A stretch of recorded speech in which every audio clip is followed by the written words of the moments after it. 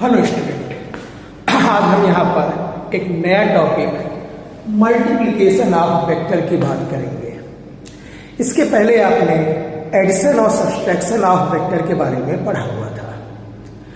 अब यहाँ पर अगर हम कहते हैं कि वेक्टर का मल्टीप्लिकेशन करना है तो मल्टीप्लिकेशन हमने सिंपल मैथमेटिक्स में गुणा करना सीखा हुआ है। कह रहा यहाँ पर फिर क्या अंतर है, तो उन्हीं की बात करने यहाँ पर चल रहे हैं। अभी इसके पहले की वीडियो में आपने पढ़ा हुआ है कि फिजिकल क्वांटिटी दो प्रकार की होती है, एक है स्केलर क्वांटिटी, दूसरी है वेक्टर क्वांटिटी। ठीक, अब यहां पर अगर इनको आपस में मल्टीप्लाई किया जाए तो तीन संभावनाएं बन रही हैं। नंबर वन, दो स्केलर को आपस में मल्टीप्लाई करें, तो कह रहा है दोनों चूंकि स्केलर है तो जो हमारी सिंपल मैथमेटिक्स है वही वहां पर फॉलो होगी। ठीक है, देन यहां पर कह रहा है इसके अलावा क्योंकि बात यहां पर वेक्टर की हो रही है तो कह रहा है तीन केस बनेंगे यहां पर। पहला, हमने स्केलर लिया और उसको मल्टीप्लाई किया वेक्टर के साथ। ठीक, दूसरा, दो वेक्टर आपस में मल्टीप्लाई करने हैं। अब वेक्टर की जब बात आती है यहां पर तो होता क्या है यहां पर कि हमने बहुत सी भौतिक राशियां पढ़ी हुई हैं जिसमें हम देख रहे हैं कि दो वेक्टर का कहीं मल्टीप्लाई स्केलर होता है, कहीं पर वेक्टर होता है। जैसे मैं एक एग्जाम्पल ले रहा हूं, वर्क, कार्य। आपने पढ़ा हुआ है कि बल और बल की दिशा में विस्थापन के गुणनफल को कार्य कहते हैं, जबकि आपने इसके पहले में डिस्कस किया था कि कार्य कैसी क्वांटिटी है, स्केलर क्वांटिटी है। जब दो वेक्टर का प्रोडक्ट वहां पर क्या आया, वहां पर स्केलर है। लेकिन सेम अगर हम कहते हैं बल अगर किसी घूर्णन गति में हो, किसी एक्सिस के चारों ओर रोटेट कर रहा हो, जिसमें बल की एक्सिस से दूरी अगर r है, और अगर आपसे कहा जाए बल आघूर्ण निकालना, तो बल आघूर्ण भी हमारा क्या होता है, बल और अक्ष से लंबवत दूरी का गुणनफल होता है। तो है तो बल और दूरी का ही गुणनफल, लेकिन वो हमारा क्या हो जाता है, वेक्टर हो जाता है। तो हमने कहा दोनों में अंतर क्या हुआ है, तो दोनों मल्टीप्लाई। एक जगह दो वेक्टर का प्रोडक्ट जो है वो स्केलर आ रहा है, दूसरी जगह दो वेक्टर का प्रोडक्ट वेक्टर आ रहा है। तो उसमें अंतर आया डायरेक्शन का। जब हम दो वेक्टर का सेम डायरेक्शन में घटक लेते हैं तो हमारा रिजल्ट स्केलर आएगा, क्योंकि बल और बल की दिशा में विस्थापन था। और जब हम परपेंडिकुलर लेते हैं तो हमारा क्या हो जाता है, क्रॉस, चूंकि रिजल्ट हमारा क्या आ रहा है, वेक्टर आ रहा है। उसी बेस पर हमने कहा यहाँ पर कि वेक्टर इनटू वेक्टर की दो पार्ट हो जाते हैं। एक वेक्टर का वेक्टर के साथ डॉट प्रोडक्ट, और दूसरा वेक्टर का वेक्टर के साथ क्रॉस प्रोडक्ट। रिजल्ट क्या होता है, जब हम स्केलर और वेक्टर को आपस में मल्टीप्लाई करते हैं तो रिजल्टेंट हमारा क्या होता है, वेक्टर होता है। जैसे फॉर एग्जाम्पल हमें अगर दिया गया है कि वेक्टर ए बराबर 3i + 4j, तो हमने कहा अगर ये ए दिया हुआ है तो यहां पर 4a क्या हो गया, तो 4 हमारा कैसी क्वांटिटी हो गई, स्केलर क्वांटिटी हो गई। तो हमने अगर मल्टीप्लाई किया तो ये हो गया 12i + 16j। तो ये भी हमारे रिजल्टेंट वेक्टर है, ये भी हमारे रिजल्टेंट वेक्टर है। स्केलर केवल और केवल मैग्नीट्यूड बढ़ा रहा है, डायरेक्शन में कोई बदलाव नहीं हो रहा है। लेकिन अगर हम कहते हैं डॉट करते हैं और क्रॉस, तो कहता है रिजल्टेंट यहां पर स्केलर आएगा और यहां पर रिजल्टेंट हमारा क्या आएगा, वेक्टर आएगा। इसीलिए यहां पर नाम फिजिक्स में मैंने बहुत पहले बताया हुआ है कि इसके नाम में ही आधी डिफिनेशन छुपी होती है। तो यहां पर स्केलर आ रहा है, इसलिए इस प्रोडक्ट को हम क्या कहते हैं, स्केलर प्रोडक्ट कहते हैं। अब चूंकि सिंबल यहां पर क्या यूज किया गया है, डॉट यूज किया गया है, इसीलिए इसको डॉट प्रोडक्ट भी कहा जाता है। ठीक, और यहां पर चूंकि दो वेक्टर का प्रोडक्ट जो है वो वेक्टर आ रहा है, इसी को हम यहां पर क्या कहते हैं, वेक्टर प्रोडक्ट कहते हैं, या इसी को हम क्या कहते हैं, क्रॉस प्रोडक्ट कहते हैं। इसी हम क्या कहते हैं, क्रॉस प्रोडक्ट भी कहते हैं। तो आज जो हमारा टॉपिक है इन्हीं दोनों के बारे में है, क्योंकि हमने कहा है मल्टीप्लिकेशन ऑफ वेक्टर, तो हम यहाँ पे डिस्कस करेंगे डॉट प्रोडक्ट और उसकी प्रॉपर्टीज एंड क्रॉस प्रोडक्ट और उसकी प्रॉपर्टीज। ठीक है, तो चलिए हम पहले डिस्कस करते हैं कौन सा टॉपिक, हम बात करते हैं यहाँ पर डॉट प्रोडक्ट की। हम पहले इसकी बात करते हैं। तो हमारा पहला टॉपिक डॉट प्रोडक्ट, या इसी को आप कह सकते हैं स्केलर प्रोडक्ट, हिंदी में कहते हैं अदिश गुणन। अदिश गुणन, जो कि सदिश राशियां वेक्टर होती है, अदिश राशियां हमारी स्केलर होती है। अब होता क्या है कि पहले डेफिनेशन पर आते हैं। तो हमने कहा कि मान लेते हैं कि दो वेक्टर है, एक वेक्टर ए है और एक वेक्टर बी है। इन दोनों का डॉट कर रहे हैं, इन दोनों का डॉट कर रहे हैं। तो जैसे अभी हमने थोड़ी देर पहले डिस्कस किया कि अगर हमने फोर्स और दिया था in the direction in the perpendicular direction, तो होता क्या है कि आपने पढ़ा हो या अभी आगे बताएंगे भी कि जब रिजॉल्व करते हैं इन द डायरेक्शन कंपोनेंट, तो अगर ये ए है तो ये cos थीटा होता है, और परपेंडिकुलर करते हैं तो क्या होता है, ए sin थीटा होता है। इसी बेस पर जब हम मल्टीप्लाई करेंगे तो डॉट में cos थीटा आएगा और क्रॉस में sin थीटा। देखिए यहां पर हम कहते हैं दो वेक्टर का डॉट कर रहे हैं, तो रिजल्ट हमारा क्या आ जाएगा, mod of A mod of B cos theta. ये मॉड ले लिया, स्केलर क्वांटिटी है, ये भी स्केलर क्वांटिटी, ये भी स्केलर क्वांटिटी है। रिजल्टेंट हमारा ये क्या है, स्केलर। तो अगर आपसे कहा गया कि डिफाइन द डॉट प्रोडक्ट, तो हम यही फॉर्मूला लिखते हैं जिसमें हम कहते हैं कि A dot B equal to mod of A mod of B cos theta होता है। अब इसकी हम कुछ प्रॉपर्टीज डिस्कस करेंगे। प्रॉपर्टीज कौन कौन से, पुराने सामान्य गणित के नियम का यह पालन करता है। यहां पर कौन कौन से थीटा एंगल निकालना हो तो कैसे निकालेंगे, इनके बीच का कोण कैसे निकालेंगे, हम कुछ बेसिक चीजें यहां पर डिस्कस करने चल रहे हैं। तो चलिए हम बात करते हैं इसकी प्रॉपर्टीज। प्रॉपर्टीज में अगर हम यहां पर बात करें तो पहला,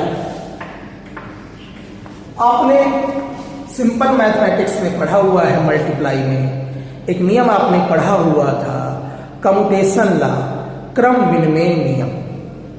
ठीक, तो कहता है कि ये जो हमारा डॉट प्रोडक्ट है, कह रहा है जो डॉट प्रोडक्ट है ये भी हमारा कम्यूटेशन लॉ मतलब क्रम विनिमय नियम का पालन करता है। यहां पर A dot B equal to B dot A होता है। अभी हम आगे देखेंगे क्रॉस में नहीं होता है, ठीक है, वहां इसका पालन नहीं करता है, लेकिन यहां पर ये इसका पालन करेगा। कह रहा है नंबर 2, कह रहा एक था वितरण का नियम, सामान्य गणित की भाषा में वितरण का नियम। वितरण मतलब डिस्ट्रीब्यूशन लॉ। तो हमारा जो डॉट प्रोडक्ट है, तो हमारा ये डॉट प्रोडक्ट है ए डॉट बी प्लस सी, अगर हम कह रहे हैं तो हमने जब इस तरह से डॉट किया, ये भी डॉट पूरा वेक्टर है, ये पूरा वेक्टर है, ये पूरा वेक्टर है, तो कह रहा है यहां पर डिस्ट्रीब्यूशन लॉ लगेगा, ये हो जाएगा आपका A dot B plus A dot C. ठीक है, तो ये आपका वितरण का नियम दर्शाता है। तो ये तो सिंपल मैथमेटिक्स की भाषा में हमने कहा कि हाँ कौन सा किस नियम को पालन कर रहा है। अब हम आते हैं नंबर 3 कि ए और बी अगर कोई दो दिए गए हों, ए और बी कोई दो वेक्टर दिए गए हों, तो इनके बीच का एंगल बताइए। बड़ा ही इंपॉर्टेंट क्वेश्चन हुआ करता है, ठीक है। तो इंपॉर्टेंट क्वेश्चन के अकॉर्डिंग हमने कहा कि एंगल की बात करें, हमें ये फॉर्मूला फिर से दिख रहा है। हमें दिख रहा है कि ए डॉट बी बराबर क्या है, mod of B cos theta. इससे कॉस थीटा क्या हो जाएगा, ये हो जाएगा vector A dot vector B upon mod of A mod of B, mod of A mod of B. तो थीटा बराबर कॉस इनवर्स कर लेते हैं और थीटा की वैल्यू निकाल लेते हैं यहाँ पर। तो ये हमारा एंगल निकालने का फार्मूला है। अभी हम एग्जाम्पल लेंगे, इन सभी का एग्जाम्पल लेंगे, ठीक है, कि आखिर निकालते कैसे हैं। लेकिन पहले प्रॉपर्टी डिस्कस कर लें।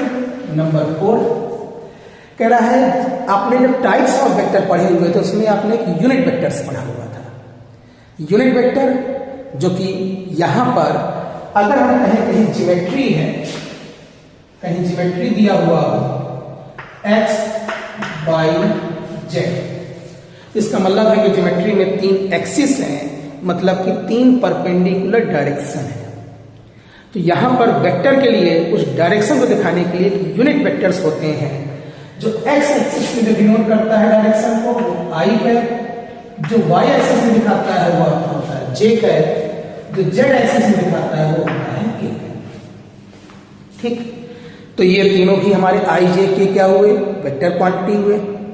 कह रहा है अगर डॉट करना हुआ तो कह रहा है कि अगर पैरेलल कर रहे हैं i dot i j dot j k dot k, तो हमारा क्या आएगा 1। लेकिन अगर आप क्रॉस कर रहे हैं और परपेंडिकुलर कर रहे हैं, जैसे i dot j dot k dot i, तो आपका 0। इस प्रॉपर्टी के लिए हम कुछ एग्जाम्पल्स लेते हैं, तभी आप इस चीज को समझ पाएंगे।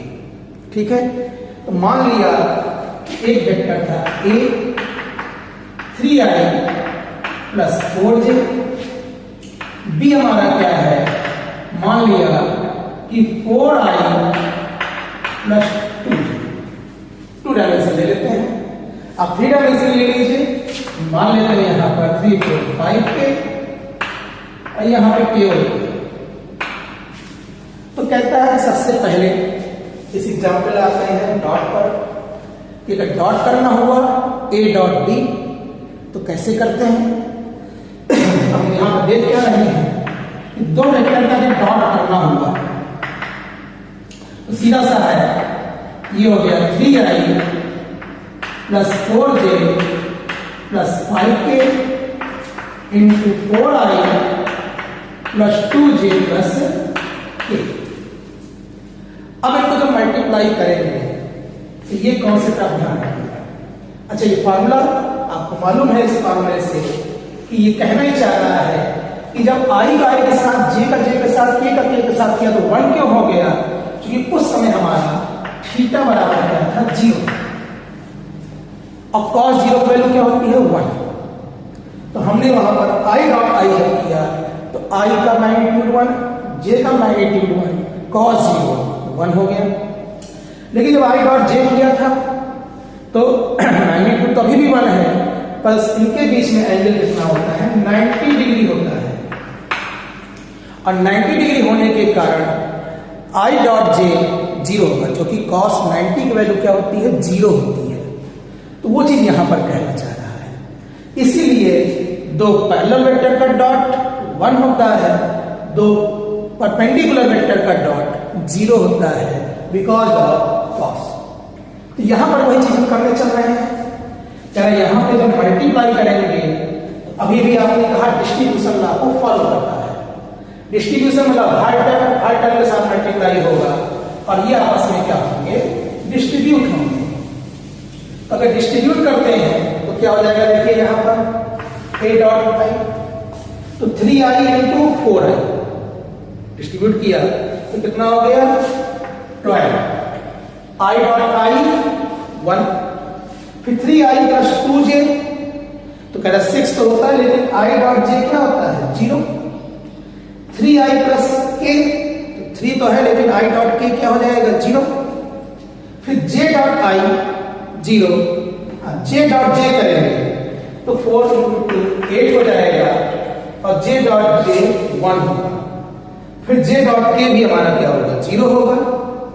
फिर हमने कहा अगर k की बात कर रहे हैं तो k का हमने i के साथ मल्टीप्लाई किया तो k dot i 0, k j के साथ मल्टीप्लाई किया तो भी 0, हाँ k का k के साथ मल्टीप्लाई किया तो 1 होगा, तो कितना बचेगा +5।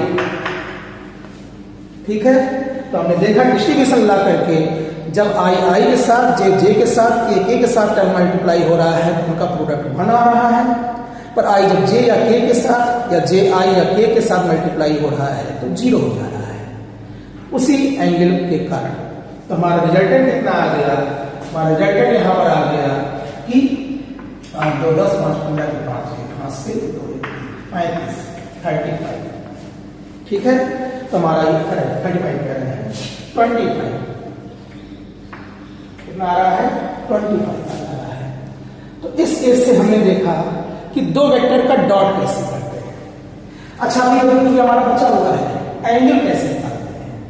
तो कह रहे हैं एंगल निकालने के लिए ए डॉट बी तो आप निकाल चुके हैं, अब आपको चाहिए mod of A mod of B.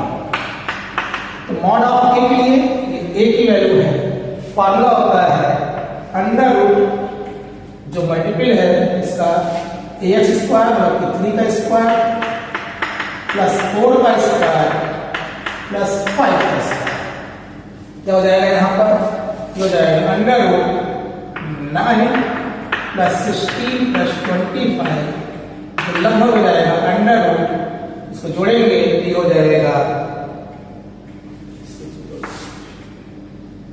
Under root 40। ठीक इसी तरीके से b का करेंगे तो b का हो जाएगा 4 का स्क्वायर प्लस 2 का स्क्वायर प्लस 1 का स्क्वायर, ये हो जाएगा 16 प्लस 4 प्लस 1 अंडर रूट 21। तो हमें मॉड ऑफ ए मालूम है, मॉड ऑफ बी मालूम है, ए डॉट बी मालूम है। तुरंत इस फॉर्मूले में रखेंगे एंगल निकालने के लिए, और एंगल निकालने के लिए हमारा क्या हो जाएगा यहाँ पर cos थीटा फॉर्मूला क्या है ए डॉट बी हमारा है 25, मॉड ऑफ ए आया है रूट 40, ये रूट 21। ठीक, कैलकुलेटर अलाउ रहता है, आप इसकी वैल्यू को कैलकुलेट कर सकते हैं। ठीक है, और इससे थीटा की वैल्यू को निकाल सकते हैं। जनरली ये तो हमने रैंडमली सपोज किया हुआ था, आपने जो भी वैल्यू आएगी लगभग आपके नॉन किसी एंगल की वैल्यू के बराबर होगी, जिससे आप थीटा की वैल्यू तुरंत बता देंगे। तो ये हमारा डॉट प्रोडक्ट को शो कर रहा था। हाँ, इसमें एक तरह के और क्वेश्चन आते हैं। कहता है कि ए और बी दे दिया और इसमें कोई एक मिसिंग कर दिया, इसमें कह दिया मान लिया ए आई, अब कहा कि इन दोनों का डॉट, इन दोनों का जो वेक्टर जो है ये समांतर है, मतलब एक दूसरे के पैरेलल है। पैरेलल है तो बताओ इनके बीच क्या होगा? तो सीधी सी बात है, अभी भी हमने बताया दो पैरेलल का रिजल्ट में पहले से मालूम है कि 1 होगा, दो परपेंडिकुलर का डॉट क्या होगा? 0 होगा। हम तुरंत उनको मल्टीप्लाई करके बराबर 0 या बराबर 1 करके वो कांस्टेंट वैल्यू निकाल सकते हैं। तो इस तरह के भी क्वेश्चन आपके डॉट प्रोडक्ट में पूछे जाते हैं। इसको जब न्यूमेरिकल सेक्शन पर आएंगे तो इसको कई न्यूमेरिकल के साथ डिस्कस करेंगे। ठीक है, तो ये था आपका डॉट प्रोडक्ट, या इसी को क्या कहते हैं? Scalar product. अब हम आते हैं यहाँ पर अपने सेकंड पार्ट जो कि इंपॉर्टेंट है, वो है आपका क्रॉस प्रोडक्ट।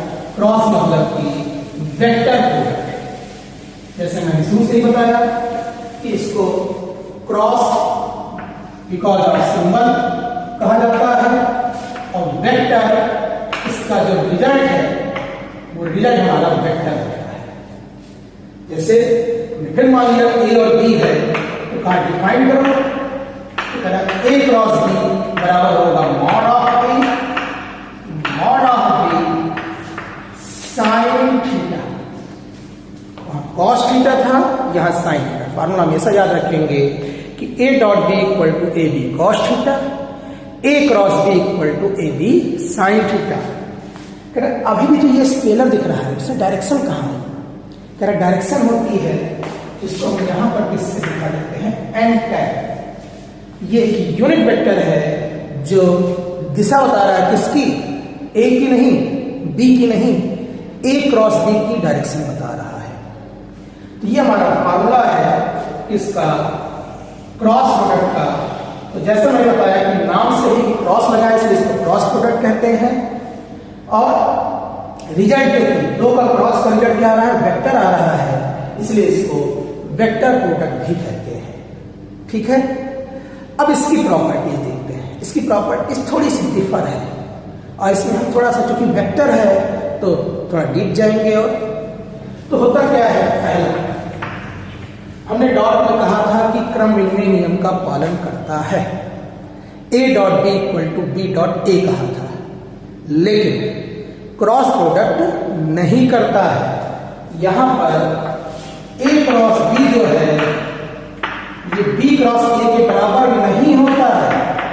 कितना होता है, यहां पर माइनस साइन लग जाता है। a क्रॉस b बराबर क्या होता है, माइनस b क्रॉस a होता है। जैसे आपने क्रम बदला वैसे ही यहां पर एंगल चेंज हो जाएगा और एंगल चेंज होने के कारण रिजल्ट क्या हो जाएगा, निगेटिव हो जाएगा, मतलब सेम डायरेक्शन से विपरीत दिशा में जाएगा रिजल्ट। तो a cross b equal to minus b cross a। दूसरा कह रहा है कि वितरण का नियम डिस्ट्रीब्यूशन लॉ डॉट भी फॉलो करता था, क्रॉस भी फॉलो करेगा। मतलब यहां पर अगर आप कहें तो हम कहें a cross b plus c, यहां पर भी फॉलो करेगा a cross b plus a cross c, ये इसका पालन करेगा। ठीक है, अब यहां पर भी आता है एंगल निकालना और डायरेक्शन निकालना, ये दो चीजें यहां पर आएगी। क्योंकि वहां केवल एंगल था, यहां एंगल और डायरेक्शन दोनों की बात हो रही है। तो सबसे पहले हम बात करते हैं एंगल निकालेंगे कैसे। तो अगर एंगल की आप बात कर रहे हैं तो फार्मूला आपने पढ़ा हुआ है, a क्रॉस b बराबर mod of b sine theta and ten. Direction निकालने के लिए पहले इसको स्केलर में चेंज करो, क्योंकि हमें पढ़ा हुआ है कि जो एंगल होता है वो स्केलर क्वांटिटी होती है। तुरंत हमने यहां पर क्या कहा, इसका मॉड ले, mod of a cross b। और मॉड का मॉड ही रहेगा, अभी भी ये भी मॉड ही रहेगा साइन थीटा। हाँ, इस मॉड लेने से ये जो यूनिट वेक्टर है, तो यूनिट वेक्टर की डेफिनेशन हमने पढ़ी हुई है कि क्या होता है, उसका मैग्नीट्यूड 1 होता है, ऐसा वेक्टर जिसका परिणाम 1। तो यहां पर हमारा मैग्नीट्यूड n कैप क्या हो जाएगा, 1 हो जाएगा। अब सीधा सीधा आ रहा है कि साइन थीटा क्या हो जाएगा, mod of a cross b upon mod of a mod of b। तेरा यहां पर ये हमारा क्या शो कर रहा है, थीटा शो कर रहा है। ठीक है, नंबर 4 कह रहा है कि जो ये n कैप है ये दिशा किसकी दिखाता है, a क्रॉस b की दिशा दिखाता है। ये किसकी डायरेक्शन दिखाता है, a क्रॉस b की दिशा दिखाता है। रिजल्ट कहता है कि ये दिशा हमेशा a और b इन दोनों के लंबवत होती है। इसको आप फ्लेमिंग के लेफ्ट हैंड रूल जैसे आपने देखा हुआ है कि अगर ये x है ये y है तो इसके परपेंडिकुलर होगा a क्रॉस b। ठीक है, ऐसे ही जब भी आप किसी दो वेक्टर का क्रॉस करेंगे तो उसका जो रिजल्ट आएगा वो उन दोनों के लंबवत होगा, जिसको आप यूनिट वेक्टर से समझ सकते हैं। यूनिट वेक्टर जैसे कि मैंने बताया था कि x के अलॉन्ग i होता है, यहां पर j होगा, यहां पर k होगा। x एक्सिस है, ये y एक्सिस है, ये z एक्सिस है। ठीक, अब अभी तक हमने क्या कहा था कि जब डॉट लेते थे तो वहां 1 आता था, पर क्रॉस में क्या आ जाएगा, तो फिर वही क्रॉस में कह रहा है कि साइन जीरो क्या होता है, 0 होता है। इसका मतलब है इससे हमारा क्या आ रहा है, i cross i, j cross j, k cross k, ये हमारे क्या है, ये 0। कारण फिर वही थीटा बराबर 0, क्योंकि दो पैरेलल वेक्टर के बीच में थीटा 0 होगा और फार्मूले से साइन थीटा साइन 0 हो जाएगा, जो कि 0 होता है। ठीक है, हाँ, अगर आप बात करें यहां पर परपेंडिकुलर i क्रॉस j, तो हमें मालूम है कि i का मैग्नीट्यूड 1, j का मैग्नीट्यूड 1, साइन 90 एंगल है तो साइन 90 1, तो खाली बचा क्या, n कैप जो कि डायरेक्शन को शो कर रहा है। और हमने कहा कि वो इन दोनों के परपेंडिकुलर होगा, तो आई और जे दोनों परपेंडिकुलर क्या है, के। आई क्रॉस जे क्या हो जाएगा, के हो जाएगा। पहला क्रम इनमें कह रहा है बात करता है, इसका उल्टा होगा तो कहता है जे क्रॉस आई होगा तो माइनस के होगा।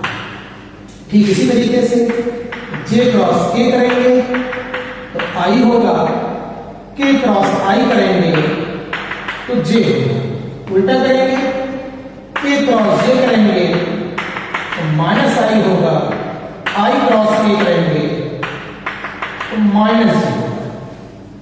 ठीक है, तो ये जो हमने बताया कि एंड क्या शो करता है, डायरेक्शन जो दिए गए दोनों वेक्टर के परपेंडिकुलर होता है। ठीक है, तो एंगल निकालने की बात आ गई, डायरेक्शन बताने की बात आ गई। फाइनली कहता है कि ए क्रॉस बी कैसे निकालेंगे। इस तरह से हमें पता लग गया कि यहां भी डिस्ट्रीब्यूशन लगाएंगे और आई के साथ जे के साथ के साथ करेंगे, आई के साथ क्रॉस में जे के साथ के क्रॉस तो जीरो हो जाएगा। लेकिन आई क्रॉस जे आएगा, आई क्रॉस पे आएगा। तो कह रहे हैं सिंपल मेथड है डिटर्मिनेट मेथड। डिटर्मिनेट मेथड में हम क्या करते हैं कि ए क्रॉस बी अगर निकालना है, हम एक एग्जाम्पल पहले ले लेते हैं। यहां पर हमने मान लिया कि ए जो दिया हुआ है I A X plus J A Y plus K A J, B मान लिया I B X plus J B Y plus K B J. अब इन दोनों को क्रॉस करना हुआ तो कह रहा है कि मेथड कह रहा है कि पहले रो में कॉमन यूनिट वेक्टर, फिर इसका जो कोफिशिएंट था पहले का ए एक्स ए वाई ए जे, इसमें जो कोफिशिएंट है B X B Y B J. ये हमारा सारणिक से मतलब कि डिटर्मिनेट मेथड से ए क्रॉस बी निकाल सकते हैं, क्योंकि आपको मालूम है कि आई इक्वल टू क्या हो जाएगा, मतलब आई क्या है जे क्रॉस के प्लस के क्रॉस जे माइनस आई, क्योंकि ये होता है उसी फॉर्मूला ही है सारणिक सॉल्व करने का। तो ये मेथड हमारा है यहाँ पर क्रॉस निकालने का। ठीक है, और ठीक इसी तरीके से यहाँ भी क्वेश्चन आते हैं कि दो वेक्टर में कोई एक मिसिंग दे दिया कांस्टेंट और कह रहा है कि ये दोनों लंबवत है तो वो वैल्यू बताओ। उसी चीज की बात है कि लंबवत है तो जीरो है, मतलब लंबवत है आपका तो थर्ड डायरेक्शन में होगा, समानांतर है तो जीरो होगा। तो ये उससे कांस्टेंट से वैल्यू निकाल लेते हैं। तो ये हमारा मेथड है मल्टीप्लाई करने का, दो वेक्टर का डॉट रिजल्ट स्केलर, दो वेक्टर का क्रॉस रिजल्ट वेक्टर। इसमें एंगल निकालने का क्वेश्चन आता है, कांस्टेंट बताने का क्वेश्चन आता है, यहाँ डायरेक्शन के लिए भी आता है। तो ये था हमारा आज का टॉपिक मल्टीप्लिकेशन ऑफ वेक्टर। ये आपके 11th का सिलेबस हो या आप तैयारी कर रहे हो, आप डिप्लोमा के स्टूडेंट हो, आप बीएससी कर रहे हो, सब में ये हमारा एक बेसिक एक कॉमन टॉपिक है। तो अगर आपको ये पसंद आ रहा हो तो अपने साथियों के साथ इसको आप शेयर कर सकते हैं, आप जिस भी स्कूल में पढ़ रहे हैं, और सब्सक्राइब कर सकते हैं। तो मिलते हैं इसी सीरीज में पूरे सिलेबस की हम अपने अगले लेक्चर में। धन्यवाद।